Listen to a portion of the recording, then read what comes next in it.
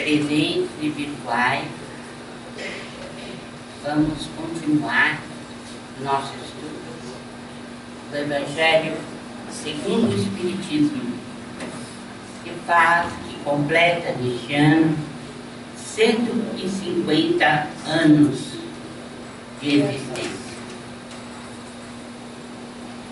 Nós comentamos a primeira parte do 13º capítulo e estamos agora nas instruções dos Espíritos. E é interessante porque nós somos convidados sempre na parte do Evangelho a seguirmos Jesus e os seus ensinamentos. E há quem diga que essas lições são muito acertadas, muito bonitas, mas que as lições do Mestre são difíceis de serem seguidas. Mas nós aprendemos aqui com Allan Kardec, através da interpretação dos Espíritos, que na verdade o que falta mesmo para nós é empenho, vontade, escolha. Porque a nossa vida é feita de escolha. A gente não se apercebe muito disso na vida diária, porque ficamos um pouco obnubilados, né? Não temos assim uma visão mais ampla da situação. Mas nossa vida é feita de escolha. E essas escolhas, elas são determinantes para o nosso destino. Porque nós obedecemos na Terra a lei de ação e reação. Tudo aquilo que demos para o mundo, recebemos de volta. E quando falamos mundo, nós estamos nos referindo aos seres humanos com os quais nós temos relacionamento. Tudo que nós atiramos para fora volta invariavelmente para nós. É lei. Não adianta tentar fugir. Então, tudo aquilo que nós consideramos como sendo difícil, são lições que nós não temos assim muito empenho, nós não consideramos como prioritárias em nossas vidas. No entanto, todas essas lições são primordiais. Por quê? Porque tudo vai depender das escolhas que nós fazemos no dia a dia, no hora a hora. E agora nós estamos no capítulo 13. Não saiba a vossa mão esquerda o que dá a vossa mão direita. Como nós estamos vendo, Jesus sempre resume em uma frase, em uma parábola, em algo muito simples, o que é o dever de cada um de nós. Então, nós estamos seguindo neste acompanhamento que estamos tendo, e hoje, para terminar esse capítulo, nós estamos vendo uma das mensagens muito importantes e oportunas que os Espíritos nos deixaram neste capítulo. A piedade. A piedade é a virtude que mais vos aproxima dos anjos. é a irmã da caridade que vos conduz a Deus. Deixai que o vosso coração se interneça ante o espetáculo das misérias e dos sofrimentos dos vossos semelhantes. Vossas lágrimas são um bálsamo que lhes derramais nas feridas, e quando, por bondosa simpatia, chegais a lhes proporcionar a esperança e a resignação, que encanto não experimentaste. Tem um certo amargor, é certo, esse encanto, porque nasce ao lado da desgraça. Mas, não tendo o sabor acre dos gozos mundanos, também não traz as pungentes decepções do vazio que estes últimos deixam após si. Envolve-o penetrante suavidade que enche de júbilo a alma. A piedade bem sentida é amor. Amor é devotamento. Devotamento é o ouvido de si mesmo, e esse ouvido, essa abnegação em favor dos infelizes, é a virtude por excelência, a que em toda a sua vida praticou o divino Messias e ensinou na sua doutrina tão santa e tão sublime. Quando esta doutrina for restabelecida na sua pureza primitiva, quando todos os povos se lhe submeterem, ela tornará feliz a terra, fazendo que reinem aí a concórdia, a paz e o amor. O sentimento mais apropriado a fazer que progridais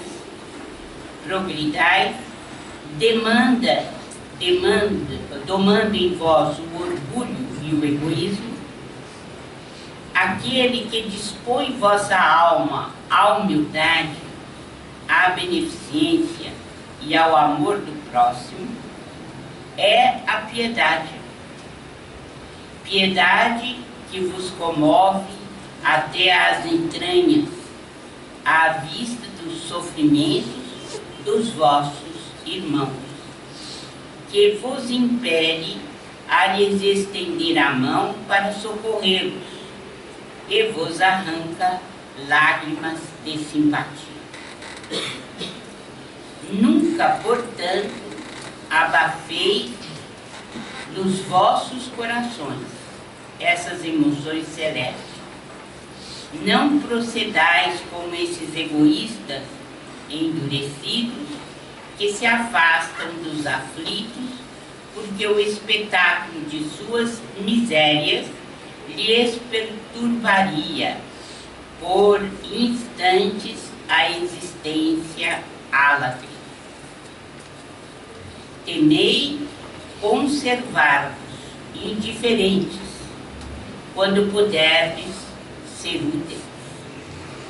A tranquilidade comprada à custa de indiferença culposa é a tranquilidade do mar morto, no fundo de cujas águas se escondem a vossa fétida e a vaza fétida e a corrupção. Quão longe, no entanto, se acha a piedade de causar o distúrbio e o aborrecimento de que se arreceia o egoísta. Sem dúvida, ao contato da infelicidade de outrem, a alma, voltando-se para si mesma, experimenta um constrangimento natural e profundo, que põe em vibração todo o ser e o abala penosamente. Grande, porém, é a compensação, quando chegais a dar coragem e esperança a um irmão infeliz, que se internece ao aperto de uma mão amiga, e cujo olhar úmido, por vezes de emoção e de reconhecimento, para vós se dirige docemente, antes de se fixar no céu em agradecimento por lhe ter enviado um consolador, um amparo. A piedade é melancólica, mas celeste precursora da caridade, primeira das virtudes que a tem por irmã e cujos benefícios ela prepara e enobrece. Meus amigos, nós estamos vendo que a caridade, para que ela se desenvolva em nossos corações, nós precisamos estar atentos para a precursora da caridade. E a precursora é a piedade. Sem piedade, o nosso olhar fica embaçado. Nós não conseguimos distinguir o que se passa à nossa volta, nem a necessidade dos nossos irmãos em humanidade. Isso, o que me chama muita atenção nos tempos de hoje, é o desdém a esses sentimentos que são basilares na vida humana.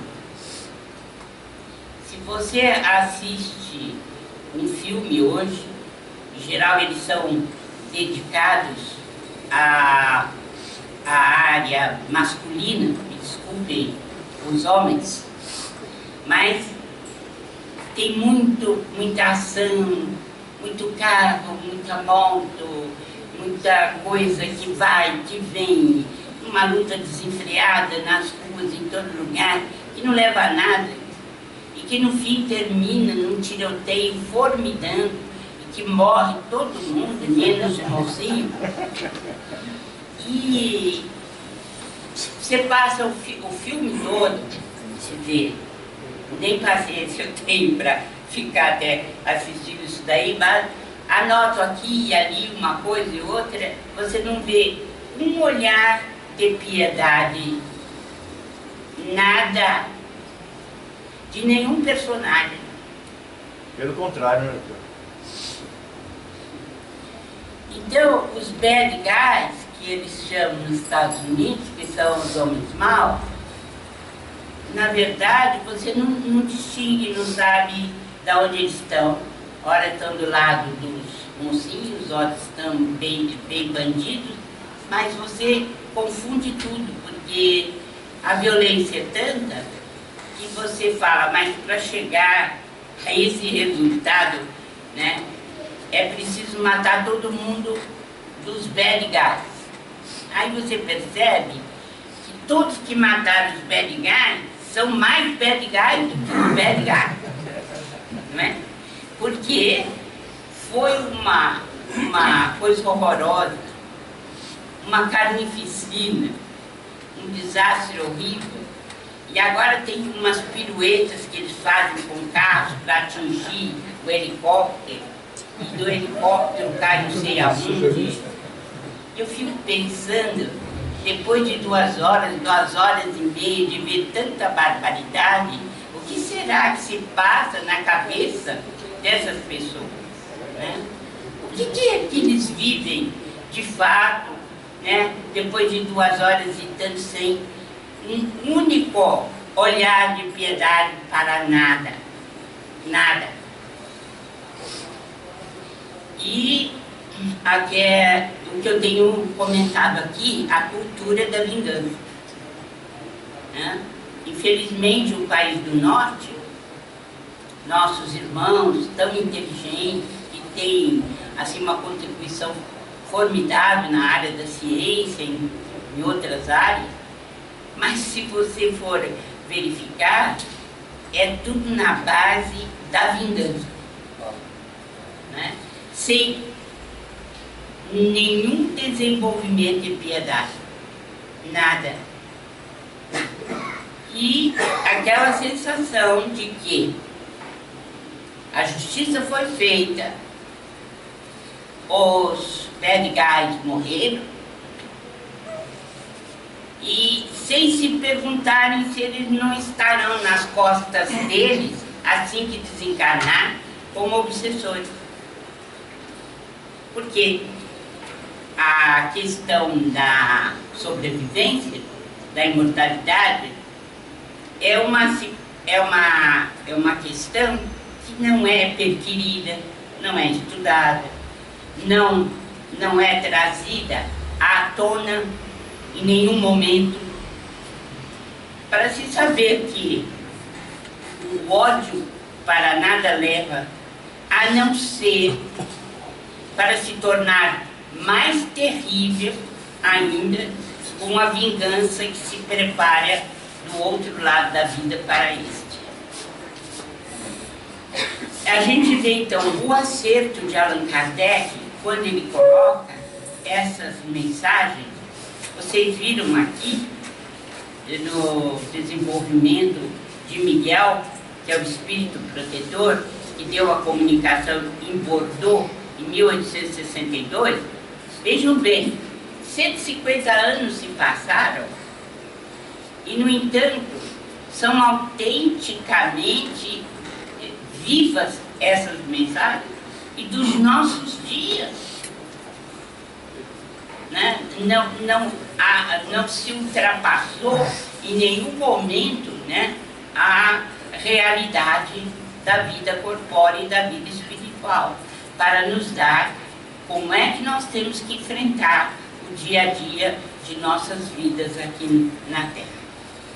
Em seguida, nesse capítulo, nós temos os órfãos, benefícios pagos com a ingratidão e beneficência exclusiva, que eu espero que vocês leiam em casa e que sirvam de base para uma meditação a respeito do que significa a nossa passagem na Terra e principalmente a aplicação das nossas horas, do nosso tempo.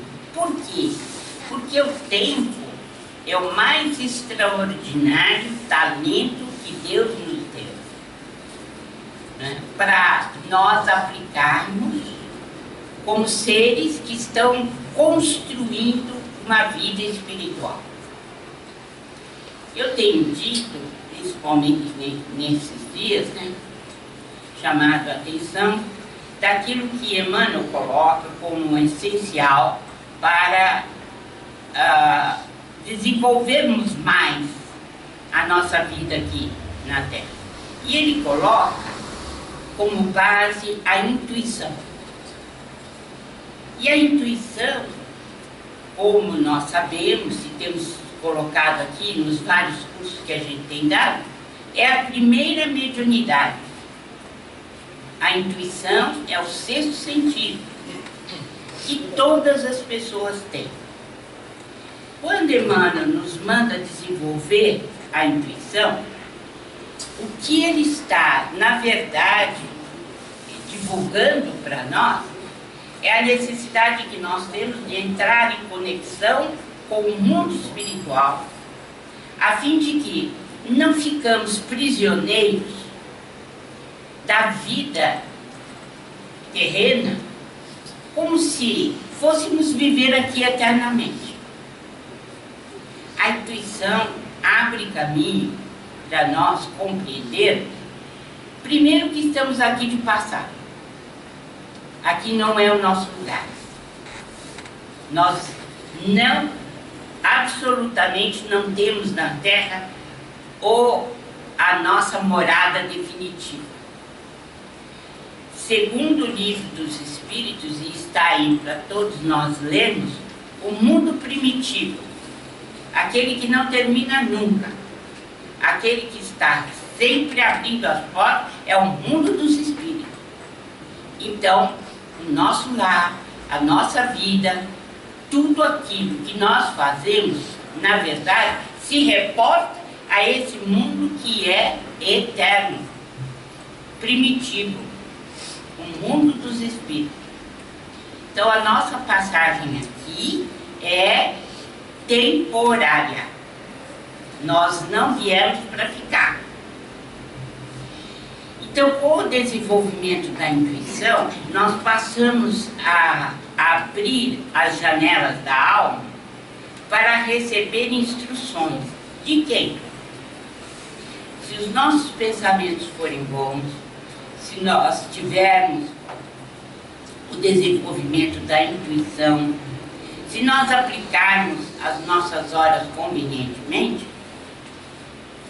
o nosso protetor, o nosso mentor, o espírito guia de nossas vidas, estará muito mais em contato conosco, soprando, intuindo a nossa vida na Terra. Então, quando nós dizemos, mas eu não sinto nada, então essa história de dizer que mediunidade é para todo mundo não é verdade. É verdade, sim.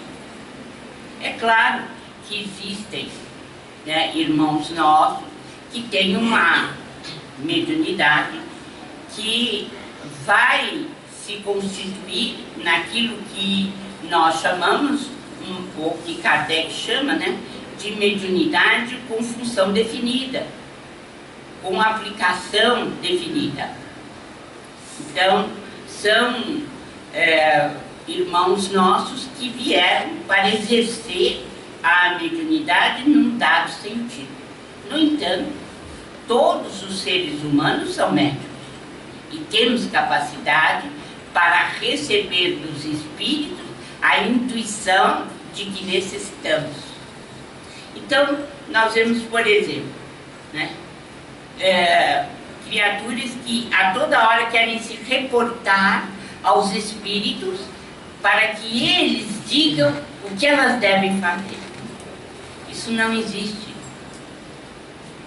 Isso é errado. Por quê? Os espíritos, quanto mais evoluídos são, menos eles interferem no livre-arbítrio das pessoas. E você pedir para os espíritos tomarem uma atitude para você, significa que você está querendo, né, utilizar do relacionamento de uma forma, né, que nós chamamos imperial. Quer dizer, você dá ordem para o espírito para que ele dá ordem para você.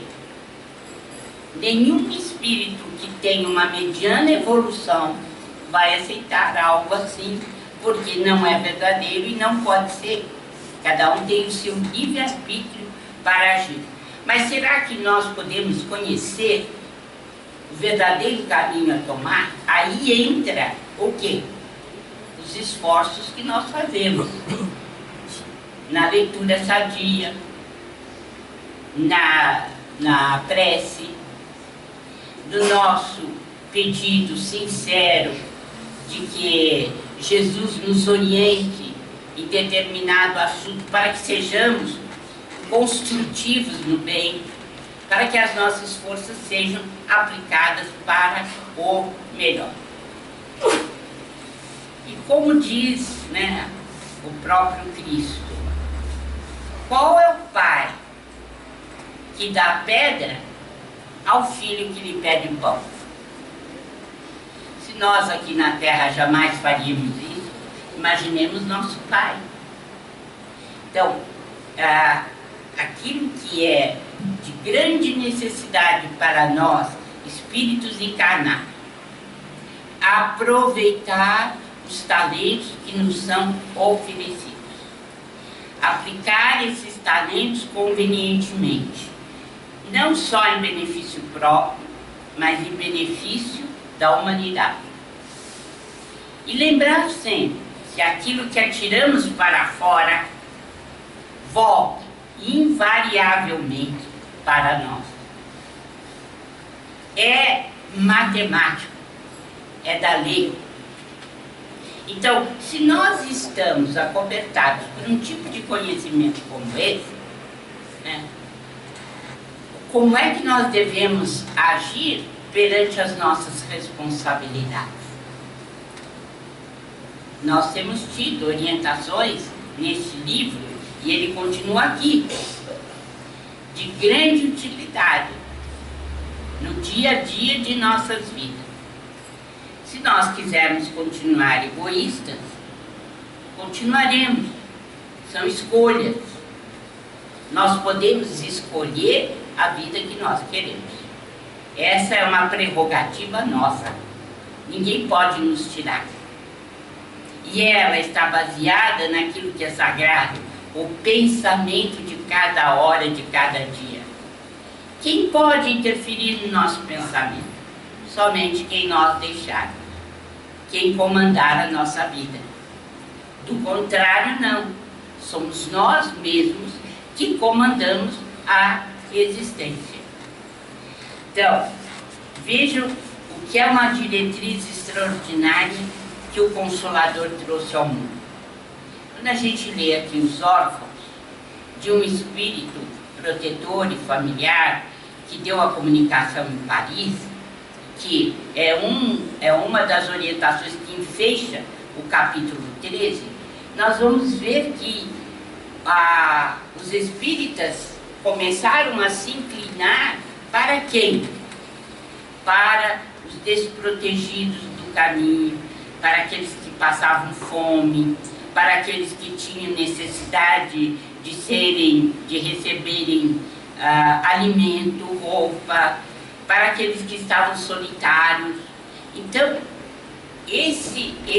essas orientações, chamando a atenção para esses irmãos nossos, mudou a face da religião em si, porque os espíritas passaram a se preocupar com aqueles que estão ao seu redor, por saber que aquilo que ele faz volta invariavelmente para ele mesmo.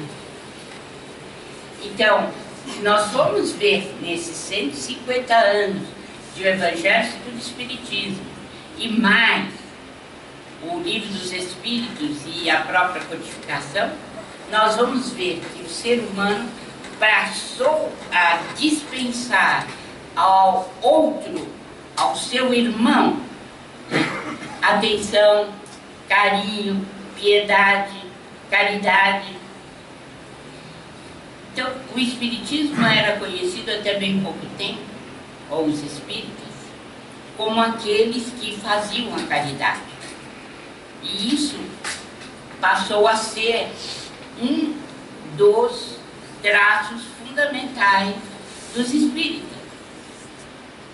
E agora que nós estamos vendo que a própria sociedade brasileira está modificando de feição e que nós não temos tantos pobres assim e tanta gente necessitada materialmente, o que nós não podemos desistir é desse aspecto consolador que o Espiritismo traz e nos faz voltar o coração para os irmãos mais necessitados.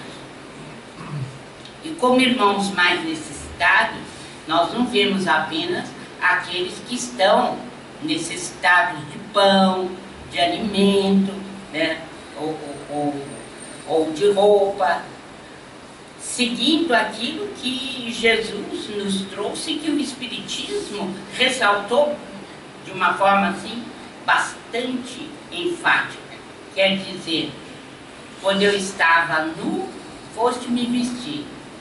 Quando eu estava com fome, me deste de comer. Quando eu estava preso, foste visitar. Quer dizer, essa passagem de Jesus foi interpretada inúmeras vezes, e dentro do Evangelho segundo o Espiritismo nós vamos ver espíritos trazendo lições e mais lições, chamando-nos a atenção para esse aspecto. No momento, nós estamos menos necessitados, então podemos auxiliar aquele que passa por provações maiores que as nossas. Mas, será que nós estamos mantendo a piedade para aqueles que vivem conosco sob o mesmo teto? Porque aqueles que não nos devotam o bem, será que nós estamos conseguindo ter para eles, né, a simpatia, ou pelo menos o entendimento do que está acontecendo e podemos aceitá-los como eles são? Será que isso está realmente acontecendo? Porque dentro dos lares nós encontramos a humanidade em miniatura. E como Deus é sábio, Ele coloca dentro da nossa família, para junto de nós, os problemas que temos de existências anteriores, porque a gente renasce nesse mundo para perdoar. Se alguém tem dúvida, né, basta começar a ler qualquer página do Evangelho do Espiritismo, quando nós vamos ser tocados na nossa necessidade de perdão, de misericórdia, de amor, sobretudo sob o mesmo teto. Porque ninguém vem parar na nossa casa sem que haja uma razão para isso. E Deus é tão sábio que encaminha exatamente a cota necessária nossa de renovação, de perdão e de entendimento. Então, quando chega no atendimento fraterno, em que as pessoas dizem: minha casa é um horror, a minha casa é um campo de guerra, então nós pensamos assim: meu Deus, quanta falta faz o Evangelho de Jesus no meio da família, no culto cristão no lar, no entendimento entre as pessoas. Por quê? Porque essa trincheira de guerra que nós encontramos dentro de casa significa que no passado, em vida anterior, estes seres se digladiaram de alguma forma, e essa guerra veio parar na existência atual para que os membros da família resolvam. E quando nós estamos falando em piedade, em não saiba a vossa mão esquerda o que dá à direita, e etc, etc, o que nós estamos falando? Senão em regrar as nossas contas com aqueles que estão mais diretamente ligados a nós.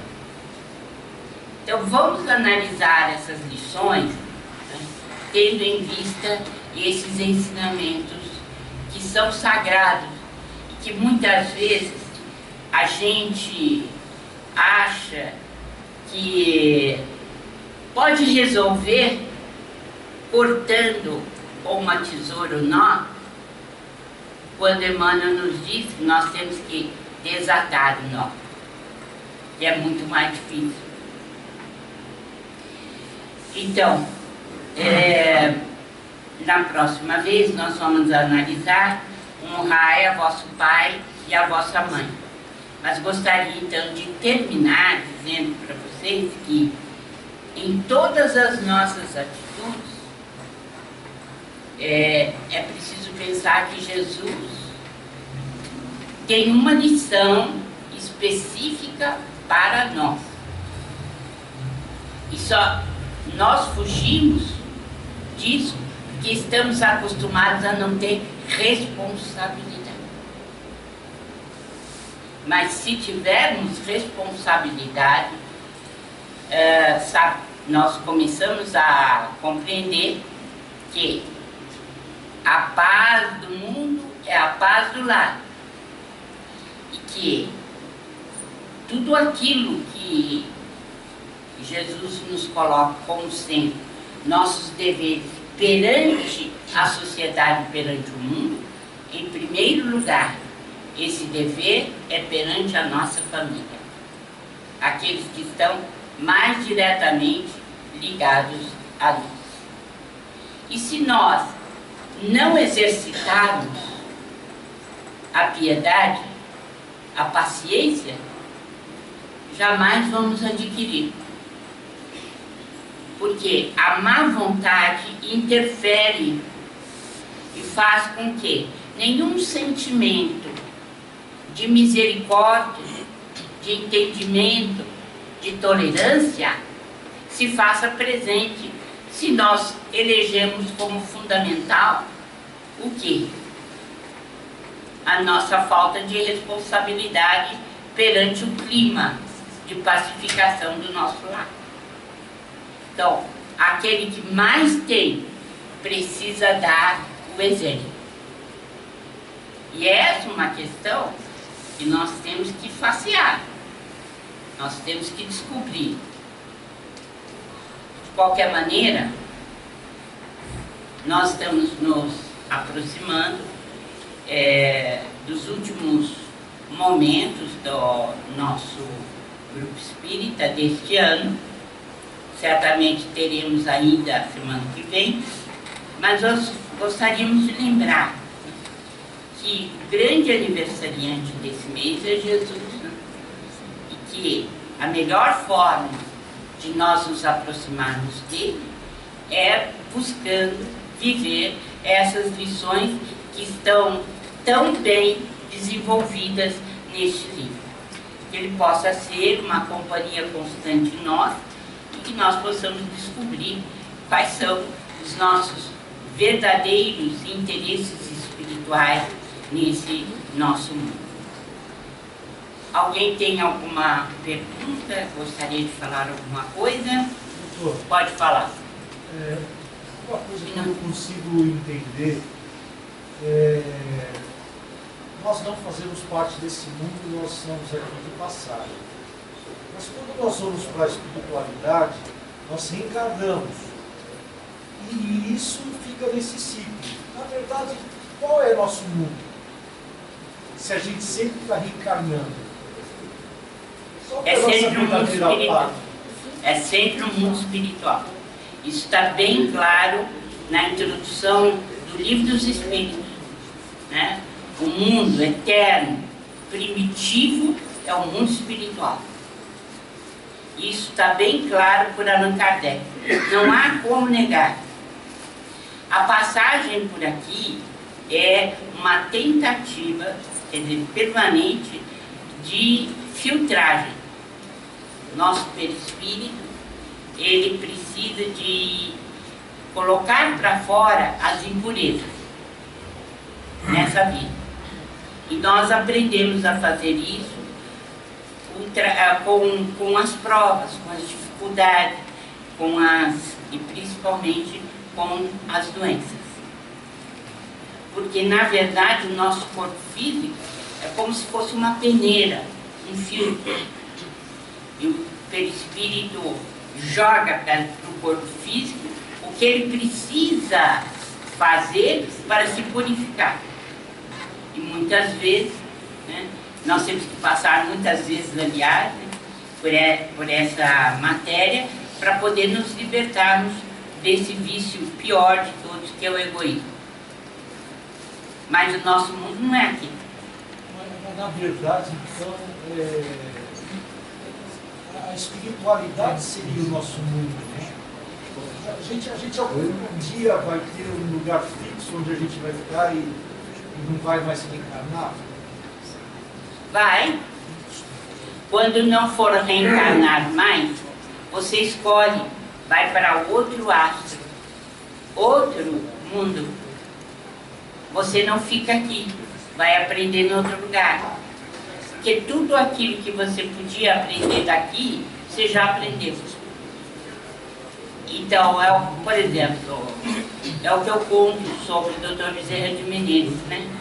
Ele recebeu do mundo espiritual um prêmio, né? O prêmio de não mais reencarnar no nosso planeta. Ele não mais precisa reencarnar aqui. O que significa que ele aprendeu tudo que ele podia aprender daqui. O que ele pediu? O que ele pediu? Capítulo 28 do meu livro. Ele pediu para ficar. Mais 200 anos. É. Porque ele tinha ainda amigos, e entre esses amigos, 1000 médicos que estavam trabalhando com ele. Então ele pediu para ficar. Assim pode acontecer com você também. Você chegar num momento em que diz, ai, graças a Deus, não preciso mais voltar. Aí você pode decidir se você fica aqui na atmosfera da Terra ou se vai para outro lugar. A escolha é sua. O conhecimento adquirido não vai mudar. Ou seja, de jeito nenhum. Você nunca perde nada. Mas digo, não corre nenhum risco, porque nós somos, a gente faz a coisa, né? Então a gente vem, tomba, volta, aprende, tomba de novo. A gente aprende. Chega uma hora que a gente aprende, né? Como a mãe do filho também. Ela também ficou, ela ficou, né? Ela ficou. Já está aí, tem 14 anos, mais ou menos. 14 anos. Então, mas ela é muito evoluída também. Ela corre algum risco, por exemplo, de falhar em alguma missão? Não acredito que ela fale, não. Não. Espírito dessa hierarquia não falha. Embora, é claro que exista sempre o perigo de isso, aquilo, aquilo outro. Mas espíritos assim, e mais ela veio em missão, né? Para ajudar o marido. A mãe do André Luiz é a mesma coisa. O que aconteceu com o pai dele? Ficou preso no umbral, né? Junto com aquelas meretrizes com as quais ele tinha relacionamento. O que a mãe dele, do André Luiz, fez? O que a mãe do André Luiz fez? Ai, não, e meu marido, coitado, né? Eu preciso reencarnar, coitado, né? Então, o que ela fez? Ela está acima de nosso lar. Sabe lá em que esfera que ela estava? Ela desceu logo depois dele. Daqui a pouco deve estar... Não, dela, ela já se casou e já deve ter tido aquelas meretrizes como filhas. Só ia ter uma menina, uma moça, que iria ajudá-la. Seria filha dela também. Que é a irmã do André Luiz naquela existência. Então você vê, são espíritos altamente evoluídos e que vêm à Terra por missão e que a gente nem sabe quem é. E que pode cruzar com a gente e a gente não tem ideia de quem seja. Mas a mãe do André Luiz, ela quando veio e se casou e teve filhos, ela já era evoluída, né? Já. Então ela de repente veio para receber André, para poder realizar essa missão. André não, o pai dele. Não, quando ela estava encarnada. Sim, não há dúvida de que o André teve esse merecimento de conhecer esse anjo. Agora, quantas mães não fazem esse sacrifício? Que a gente nem tem ideia, né? A mãe do Chico, por exemplo, veio, coitado, né? Ele vem, preciso vir também. E aí o Chico, mas minha mãe, depois de tudo que você passou, não, filho, ele precisa de mim e tal. É assim. Agora, quando a gente chegar nesse entendimento, né, é que a gente diz assim, não, né? aí sim, aí tem piedade, tem misericórdia, tem caridade. Isso é natural na pessoa, né? Natural.